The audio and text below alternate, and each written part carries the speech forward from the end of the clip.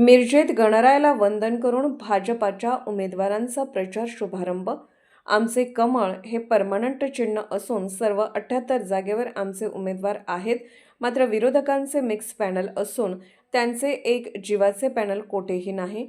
मिरजेतील गणपती मंदिरामध्ये गणरायाला वंदन करून भाजपाच्या उमेदवारांचा प्रचार शुभारंभ करण्यात आला। माजी पालकमंत्री आमदार डॉक्टर सुरेशभाऊ खाडे यांच्या प्रचाराचा नारळ फोडला।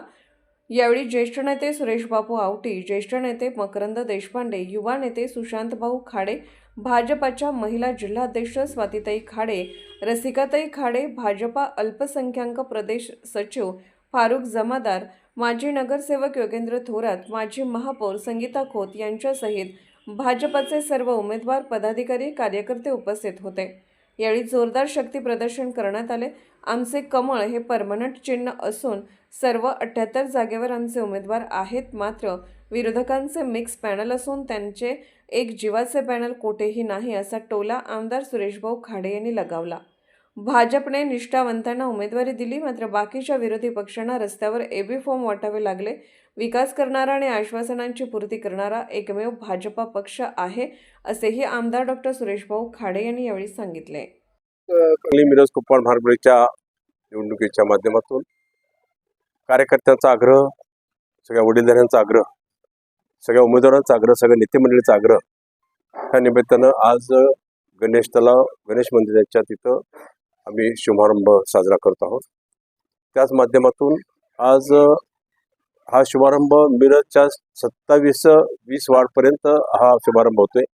त्यामध्ये 2, 3, 4, 5, 6 आणि 20 ह्या वार्डचा शुभारंभ इथं साजरा होतोय।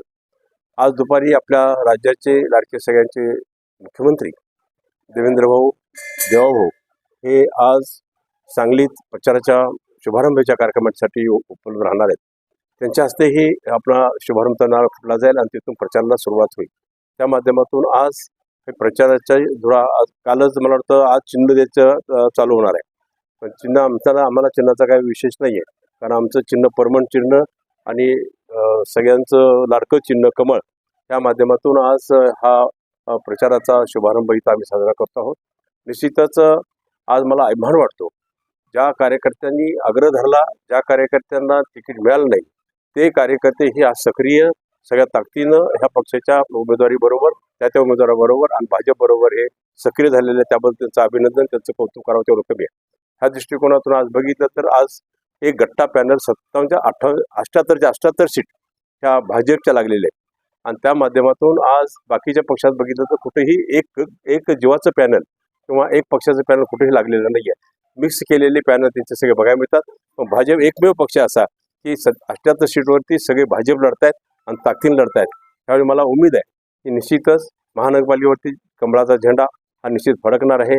आज ह्या माध्यमातून विचार केला असता, आज ज्या लोकांना तिकीट मिळाली, ज्या लोकांना नाही मिळाली, त्यांना मी विनंती करेन, आपण सर्वांनी सक्रिय व्हायचं आहे आणि पक्षाच्या दृष्टिकोनातून पक्षाला ताकद द्यायची आहे, देवभावाला ताकद द्यायची आहे। त्या दृष्टीने सर्वांनी सक्रिय राहून ह्या कार्यक्रमाच्या निमित्तानं आणि पुन्हा 15 दिवस जे राहिलेत आपले 15 तारखेपर्यंत, त्यावेळी सगळ्या ताकदीनं, शक्तीनं, सगळ्यांनी ताकदीनं उभा राहायचं आहे आणि निश्चितच आपला झेंडा, कमळाचा झेंडा महानगरात फडकवायचा आहे, हे निश्चित आहे।